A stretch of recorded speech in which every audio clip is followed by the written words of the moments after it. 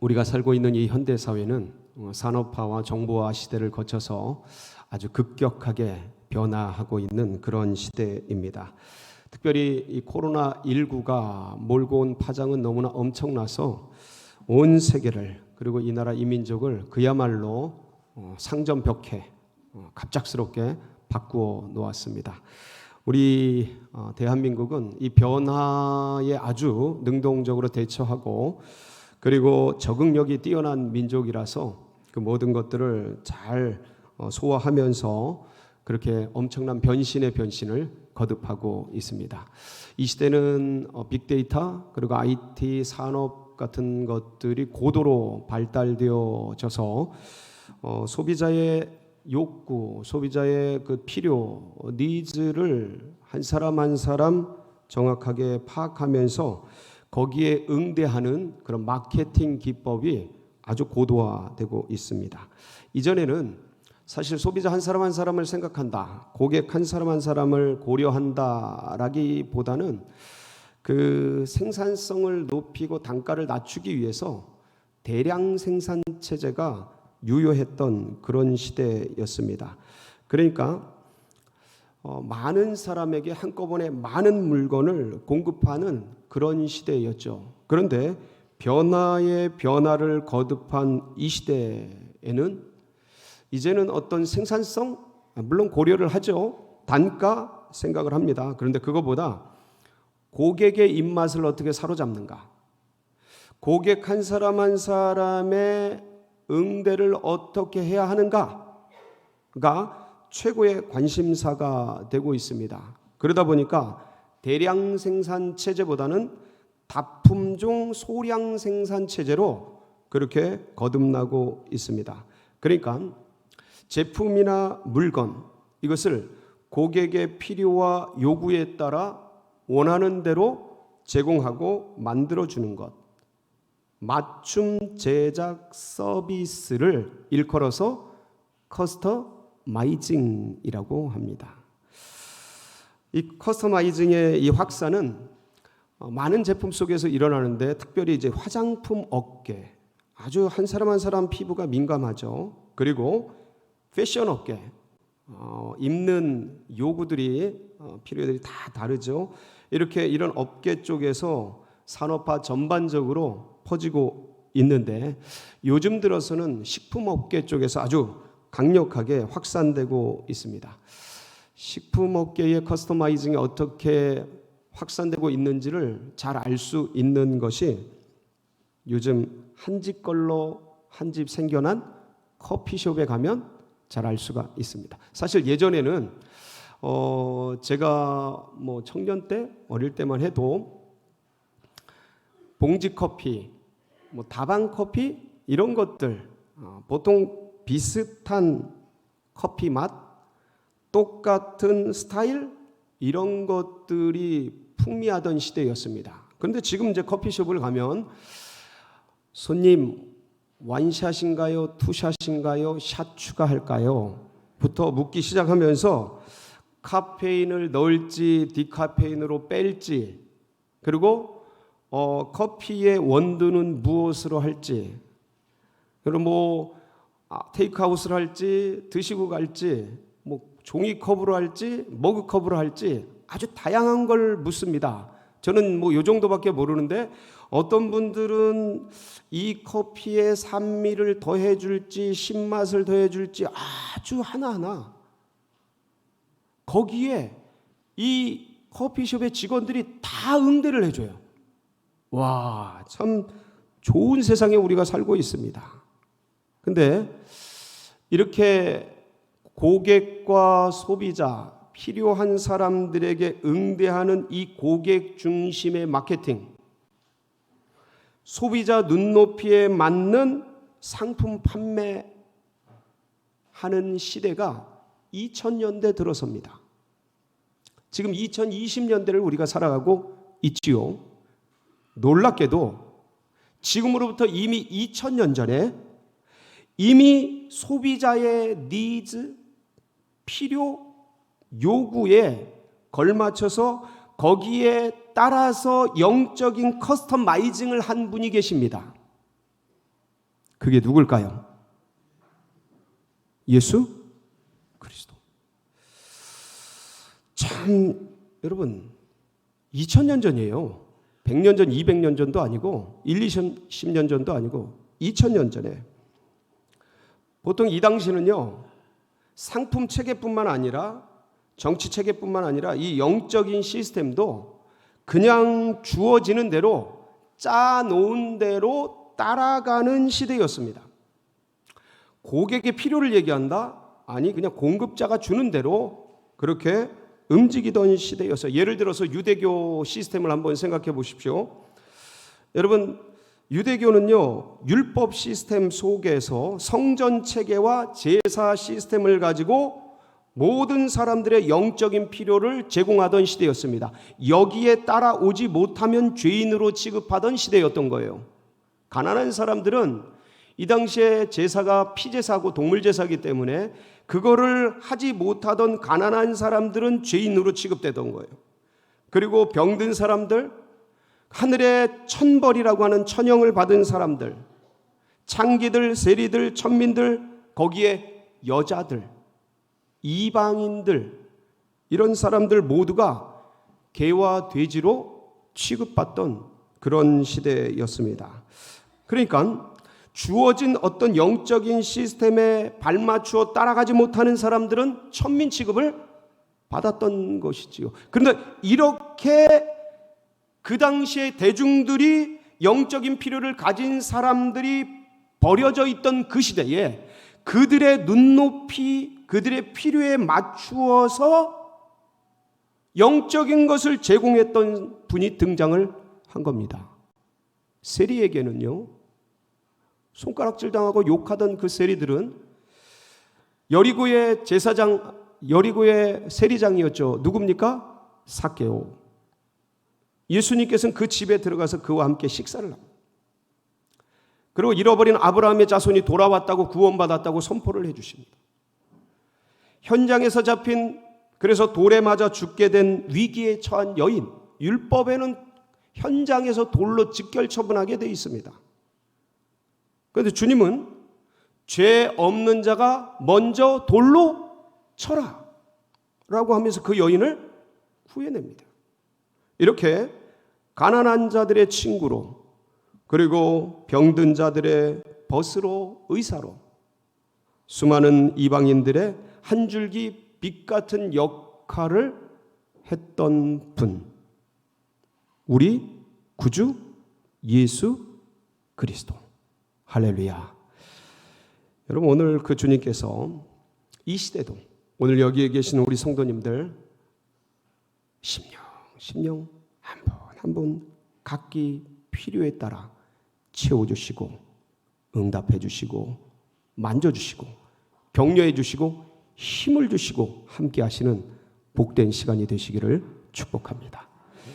오늘의 주인공은 벳세다의 맹인입니다. 우리 주님께서 이 맹인을 만나 주시는데, 예수님께서 벳세다에 도착했다는 소문을 듣고 사람들이 이 벳세다의 맹인을 주님 앞에 데리고 나옵니다. 왜 데리고 왔을까요? 오늘 22절에는 이렇게 기록을 하고 있죠. 한번 22절 말씀 보시겠습니다. 시작. 벳세다의 이름에 사람들이 맹인 한 사람을 데리고 예수께 나와 손 대시기를 구하거늘. 뭐 하시기를 구해요? 손을 대어 주기를 구하는 거예요. 그래서 주님께 손을 대어 달라고 요구하는 것은 병을 고쳐달라 그러는 것이죠. 이 보이지 않는 눈을 뜨게 해달라는 거예요. 안수해달라는 것이죠. 여러분, 그런데 이 당시에 어떤 영적인 풍조가 있었냐면, 맹인들, 그 다음에 나병 환자들, 이런 사람들은 하늘에서 벌을 내렸다, 천형을 받았다, 이런 풍토가 지배하던 시대였습니다. 중풍병자, 이런 사람들, 못 고치는 병이거든요. 그러니까 이런 것들은 하늘이 벌을 준 거야. 그러니까 저런 벌을 받을 만한 인과응보, 죄가 있는 사람이야. 가까이 하지 않았어요. 손을 대려 하지 않았어요. 뭘 가까운 가족, 그 그들은 어쩔 수 없이 돌보기 위해서 그걸 했겠죠. 근데 그 주변에 있는 사람들은 터부시했습니다. 마치 이제 우리는 코로나를 겪었지 않습니까? 코로나를 겪어서 우리가 참 그래도 좀 긍정적인 면 중에 하나는 이런 말씀들에 대한 이해의 폭이 좀 더 깊어질 수 있다라는 거예요. 코로나 시대에 그 코로나 걸린 사람을 누가 가까이 하려고 그럽니까? 터부시하잖아요. 부정스럽게 보잖아요. 전염이 되니까. 마치 그렇게 보는 거예요. 이 나병 환자, 중풍병자, 맹인들을 그렇게 봤던 거예요. 아무도 가까이 하지 않으려고 해요. 근데 주님은 어떻게 하셨어요? 만져달라고 데리고 온 사람을 어떻게 합니까? 23절 보실까요? 시작. 예수께서 맹인의 손을 붙잡으시고 마을 밖으로 데리고 나가사 눈에 침을 뱉으시며 그에게 안수하시고 무엇이 보이느냐 물으시니 맹인의 손을 어떻게 하셔요? 붙잡으시고 터치하신 거예요. 근데 붙잡는 게 이렇게 잡는 게 아니죠. 이렇게 잡는 게 아니에요. 어떻게 잡으신 거예요? 왜요? 왜 이렇게 잡았다고 알 수 있습니까? 마을 밖으로 데리고 나가시는 거예요. 요거 이렇게 잡고 어떻게 들어가요? 위험해서 이렇게 잡고 데리고 나가신 거예요. 그러니까 그 당시에 그 부정적인 터부시 여기는 그런 것들을 추월한 거죠. 이 맹인은 외부인의 따뜻한 손을 잡고서 얼마나 마음조차도 따뜻했을까? 주님께서 이 맹인의 손을 붙잡으시고 이 벳세다 마을에서 어디로 데리고 나가셔요? 마을 밖으로 데리고 나가십니다. 여러분이 왜 마을 밖으로까지 데리고 나가셨을까요? 그냥 그 자리에서 치유하시고 고쳐주시면 되는데 이유가 있으시죠? 자세한 이유는 뒤에서 말씀드릴 겁니다. 근데 첫 번째 이유를 말씀드린다면 여러분 이 맹인을 혹시 인도해 보신 적이 있으십니까, 여러분? 그러니까 우리가 어릴 때, 청년 때나 학생 때 수련회 같은데 프로그램 속에서 자, 눈을 감고 그 친구를 저쪽으로 인도해 가세요 하는 그런 프로그램을 해본 적이 있습니다. 그럴 때 여기서 저기까지 옮기는 것도 눈 감은 채 움직여가는 것도 쉽지가 않은 게 여러분 이렇게 평평하고 좋은 마룻바닥도요 이게 구두를 제가 신었는데 이걸 걷다 보면 이게 탁탁 걸립니다. 눈 뜨고도 걸려요. 근데 눈 감은 채 여기 걷는다 대단히 위험합니다. 여기 본당 여기 타일이 깔려 있는데 이게 깨끗하게 청소가 돼 있고 왁스로 이렇게 닦여져 있죠. 근데 잘못 걸으면 가다가 탁 걸립니다. 바닥에 탁 걸려서 어르신들도 위험할 수 있고 눈 뜨고도 그렇습니다. 근데 여기를 눈 감고 걸어가 보세요. 쉽나? 쉽지 않습니다. 어렵습니다. 여기서 저 끝까지만 가도 어려워요. 근데 지금 이 맹인을 벳세다 마을에서 어디까지요? 마을 밖으로. 여러분 이게 거리가 얼마나 될 것 같아요? 이걸 한번 생각해 보세요. 이 성내동에서 성내동 마을 밖으로 나가는 거리가 얼마나 될 것 같습니까? 생각보다 굉장히 먼 거리입니다. 특히 벳세다는요 어디에 위치해 있냐면 지도를 한번 보시면 저기에 위치해 있어요. 저기가 어디냐면 저 갈릴리 호수가 해저 250m에 있지 않습니까? 그래서 저 벳세다가 언덕에 이렇게 있는 거예요. 저 회색으로 칠해져 이렇게 이게 이제 벳세다 들녘이에요. 여기서 오병이어 행하였던 장소죠. 광야예요. 그리고 여기 마을 터를 다시 복구한 그런 고적이 있습니다. 여기인데 이렇게 옛날 마을 터에 길이 이렇게 난 거예요. 자, 그런데 여기를 마을에서 마을 밖으로 주님이 손붙들고 데리고 나가신 거예요. 굉장히 긴 거리죠. 제가 지금 무슨 말씀을 드리고 있습니까? 그냥 거기서 고쳐도 되고 거기서 치유해도 되고 거기서 안수해도 되고 그러는데 주님이 왜 마을 밖으로 데리고 나가셨겠습니까? 그거는 사람들에게 이 사람의 치료하는 모습을 보이고 싶지 않으셨던 거예요. 어떻게 치료하시는데요? 눈에 침을 뱉으시며. 자, 여러분, 옆에 사람 한번 얼굴 보세요. 아무리 친해도 거기다가 치료한다고 눈에다 침 뱉. 지금 이 시대도요, 사실은 여인들이 여인병을 앓고 병원에, 현대식 병원에 가더라도 남자 의사가 있으면 되게 부끄럽고 수치스러운 법입니다. 지금 이 시대에도 이렇게 인권과 이게 발달되어 있는 이 시대도. 근데 이 옛날에 이 사람들 치료한다고 막 이런 모습을 다른 사람에게 보이는 것은 얼마나 수치스러운 일이었겠습니까? 그러니까 이거를 주님께서 뭐 해주고 싶은 거예요? 보호해주고 싶으신 거예요. 배려해주고 싶으신 거예요. 그러니까 이 사람의 인격을, 이 사람의 인권을 굉장히 주님께서 존중해 주시는 거예요. 이 맹인은 주님의 손을 붙잡고 그 긴 거리를 가면서 얼마나 행복했을까요? 다 멀리하고 터부시하는 그런 사람들 속에서, 아니 보통 분도 아니고 누가요? 예수님이 그 시대에 그렇게 위대하고 선지자요, 메시아요, 그리스도요, 수많은 사람들에게 위대한 부흥사로 그렇게 칭송받고 영웅처럼 떠받들던 그분이 누구 손을 붙잡고요? 내 손을 붙잡고, 마치 사랑하는 여인이 손을 잡고 산책하듯이 그렇게 마을 밖으로 걸어 나가셨던 거예요. 그러고서는 안수하시고, 그리고 뭐라고 말씀하십니까?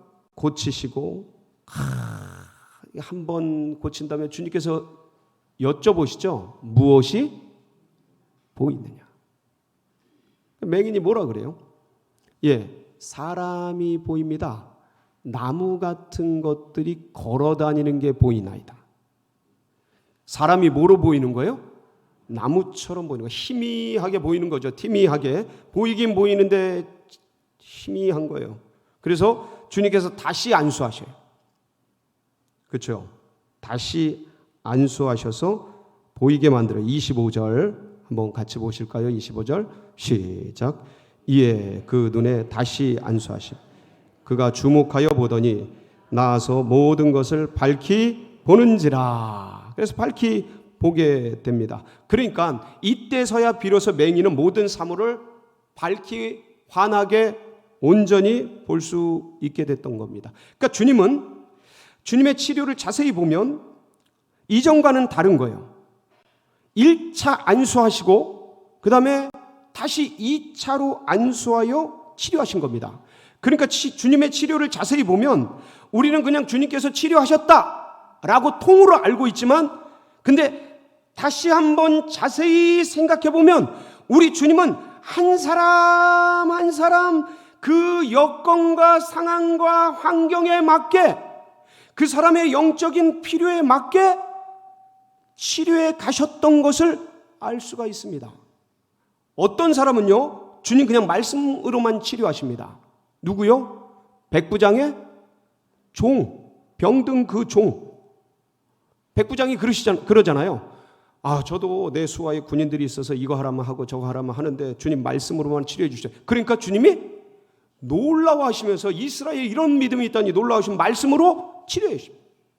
그리고 왕의 신하의 그 아들이 병이 들었어요.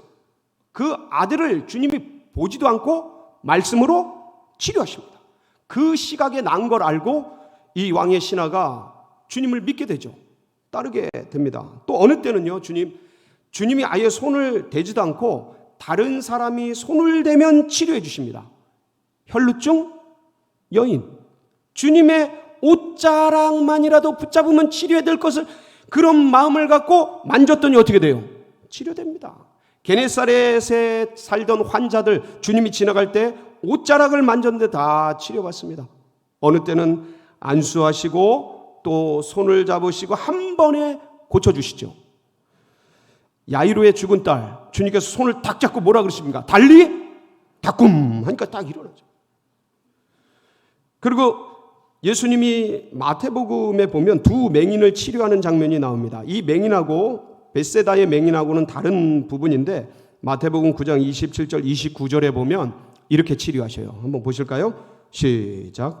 예수께서 거기에서 떠나가실 때 두 맹인이 따라오며 소리질러 이르되 다윗의 자손이여 우리를 불쌍히 여기소서 하더니 예수께서 집에 들어가심에 맹인들이 그에게 나아오거늘 예수께서 이르시되 내가 등이 이 일을 할 줄을 믿느냐 대답하되 주여 그러하오이다 하니 이에 예수께서 그들의 눈을 만지시며 이르시되 너희 믿음대로 되라 하시니 그들의 눈을 어떻게 하시면서요? 만지시며 한 번에 치료하십니다. 어떤 경우는 귀 먹고 말 더듬는 사람 손에 귀를 넣고 혀에다 침을 뱉어서 에바다 소리치면서 고치시고 다양한 방법으로 거기에 그 사람의 필요에 맞게끔. 이 벳세다의 맹인은 손을 붙들고 밖으로 가서 한 번 안수하시고 두 번 안수하시고 그리하여 그 영적인 필요를 채워주시고 그 눈높이에 맞게끔 응대하시고 고쳐주셨던 것이죠. 참 세심하지. 지극히 세심하죠. 그 영혼의 필요를 누구보다 잘 아셔요. 여러분, 그리고 맹인이 모든 것을 보게 되잖아요. 주님이 이 맹인에게 당부한 게 있어요. 명령한 게 있습니다. 뭐라고 말씀하셨어요? 26절 한번 보실까요? 26절 시작. 예수께서 그 사람을 집으로 보내시며 이르시되 마을에는 들어가지 말라 하시니라. 어디에 들어가지 말라고요? 이 벳세다 마을에서 주님이 맹인을 데리고 나오셨지 않습니까? 그렇죠? 그리고 맹인을 이제 눈을 뜨게 하셨잖아요. 그리고 그 벳세다 마을로 들어가지 마라. 출입 금지 명령을 내리셨던 겁니다. 주님이 왜 그러셨을까? 이게 처음에 마을 밖으로 데려 나가실 때 바로 여기까지 주님이 생각하셨던 거예요. 마을에 들어가지 말 것을 고려해서 주님이 이 맹인을 밖으로 데리고 나가셨던 것이죠. 그러면 벳세다는 도대체 무슨 일이 있었길래 주님께서는 이 사람을 고치기 전에 벳세다 마을 밖으로 데려가 나가시고 거기서 고치시고는 마을 안으로 들어가지 말라고 하셨던 것일까? 그럼 마태복음 11장 21절 24절에 이 벳세다에 대해서 이렇게 설명하고 있습니다. 같이 한번 보실까요? 시작. 화 있을진저 고라시나 화 있을진저 벳세다야 너에게 행한 모든 권능을 두로와 시돈에서 행하였더라면 그들이 벌써 베옷을 입고 제에 앉아 회개하였으리라. 내가 너희에게 이르노니 심판때 날에 두로와 시돈이 너희보다 견디기 쉬우리라. 가버나움아 네가 하늘에까지 높아지겠느냐 음부에까지 낮아지리라. 네게 행한 모든 권능을 소돔에서 행하였더라면 그 성이 오늘까지 있었으리라. 내가 너희에게 이르노니 심판날에 소돔 땅이 너보다 견디기 쉬우리라 하시니라. 뭔가 감이 오십니까? 이 벳세다는 소돔과 고모라보다 더 타락했던 도시였던 거예요. 영적으로 완전히 무너졌던 것이에요. 윤리적으로 도덕적으로 우리가 성경 속에서 아주 죄악이 관영한 곳 하면 소돔과 고모라 대표적으로. 근데 거기보다 더 무너졌던 곳이 어디냐? 벳세다예요. 근데 여기서 이 영혼을 고치면, 여기서 이 맹인의 눈을 띄우면 이 맹인이 얼마나 기쁘겠어요. 예? 보지 못하던 세계를 보게 되니까 온 세상이 내 것 같을 거 아닙니까? 그러면 그 주변에 사람들 기쁘고 즐거워하면서 난리가 날 텐데, 여러분 제가 이런 말씀을 할 때마다 기억나는 게 군대에서 제대했던 날입니다. 여러분 제가 군대에서 3년 만에 제대해가지고 동암역에 딱 계단을 내려오는데 온 세상이 내 것 같은 거예요. 군대 제대 하나 해도 온 세상이 될 것 같은데 이 사람 보이지 않던 눈을 떴으면 얼마나 마음이 기쁘고 흥분됐을까. 그리고 그 거품이 얼마나 강력했을까.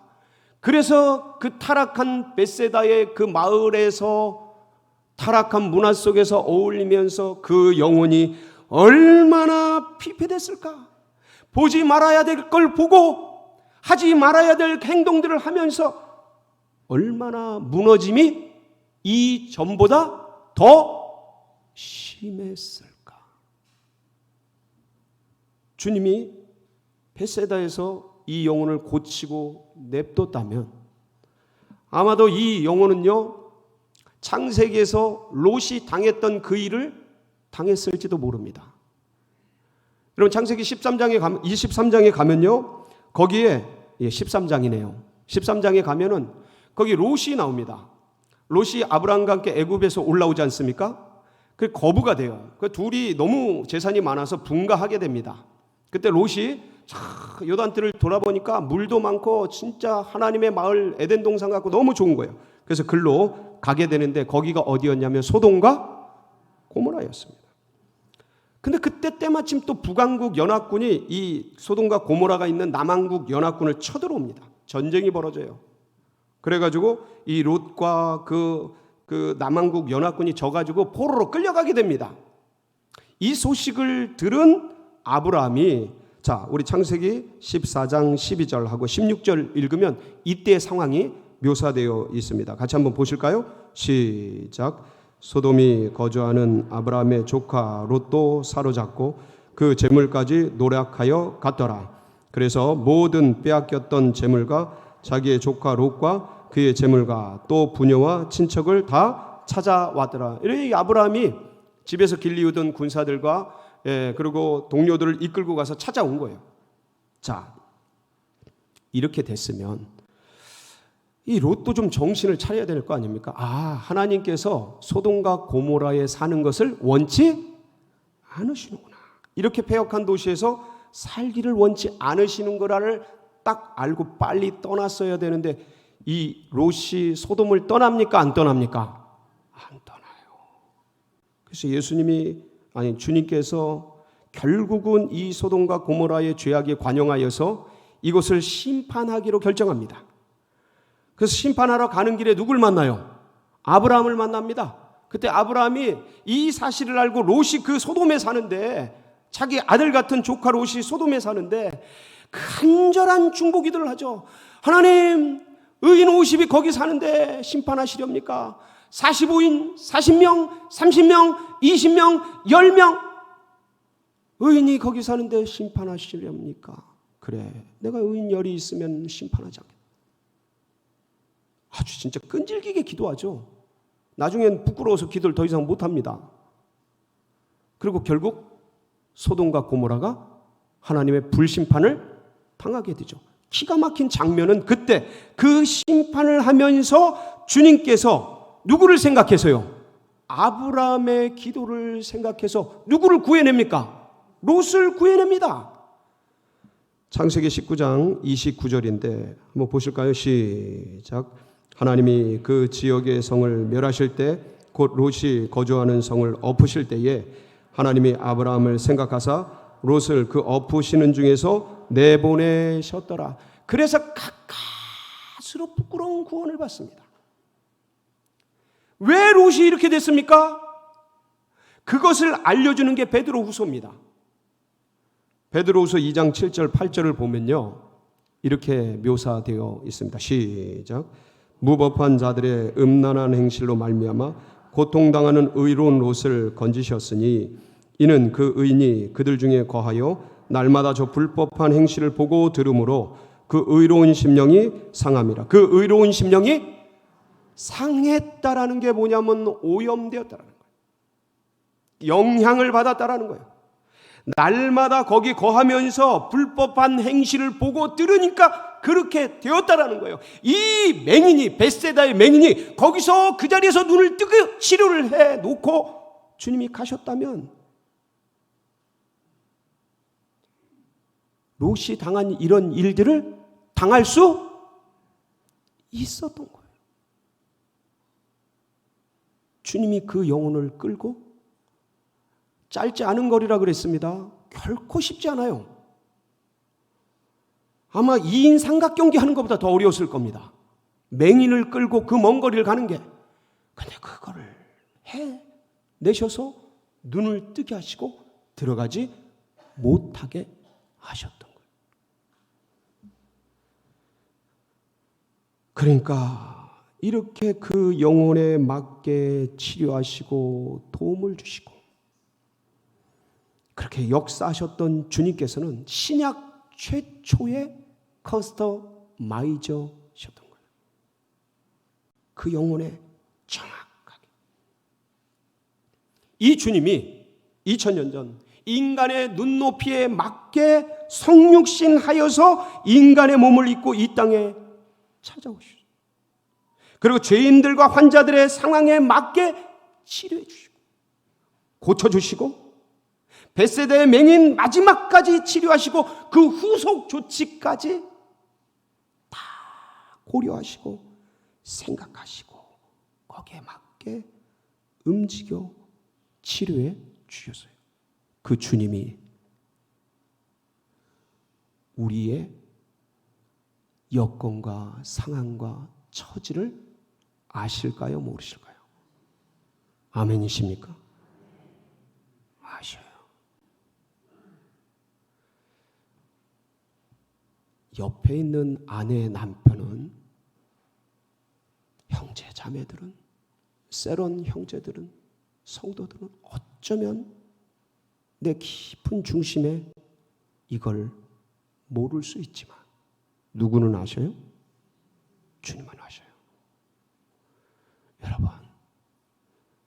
여러분이 어쩌면 이 담임 목사의 심중을 모를 수는 있지만 제가 여러분들 심령 깊은 곳에 있는 그 마음을 다 알지는 못할 수 있지만 우리 주님은 다 아십니다. 머리카락까지 다 세고 계시죠. 그 주님께서 사순절 이 시간을 지내는 우리들 가운데 한 분 한 분 가운데 넉넉한 은혜와 축복으로 함께 해주셔서 이 한 주간도 승리하게 하실 줄 믿습니다. 우리 그 주님 앞에 감사하면서 이 한 주간도 지켜주시옵소서 사모하면서 다 같이 기도하며 나가도록 하겠습니다.